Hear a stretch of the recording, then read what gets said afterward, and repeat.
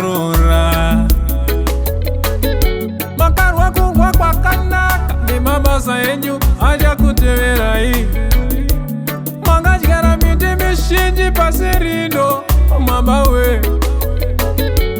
Makarwa hondo yekudenga baba.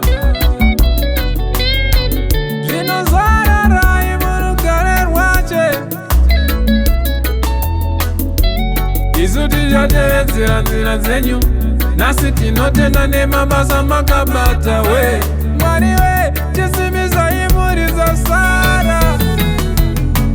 Mama vedu vatisiyawo, mama vedu vatisiya. May you rest easy in grace and love. Vatisiyawo, mama vedu vatisiyaka. May you rest easy in grace and love.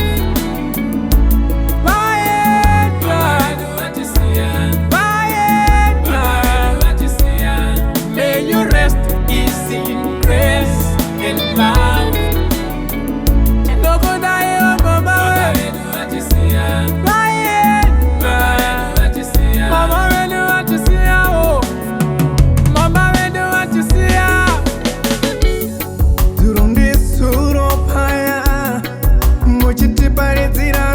Baba, inga nguva yakaoma, nguva yatiriye. Rufu ndi matsongo nyoze, kuviringidza zvose. Makatisetera pesi, baba we. Makaratidza nemufananidzo, makatungamirira zvizere. Kona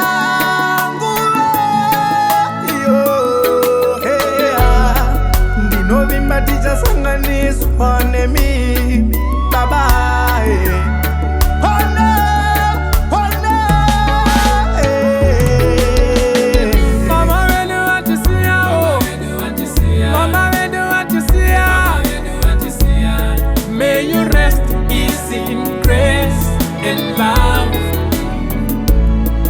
Vatisiyawo, mama vedu vatisiyaka. May you rest easy in grace and love.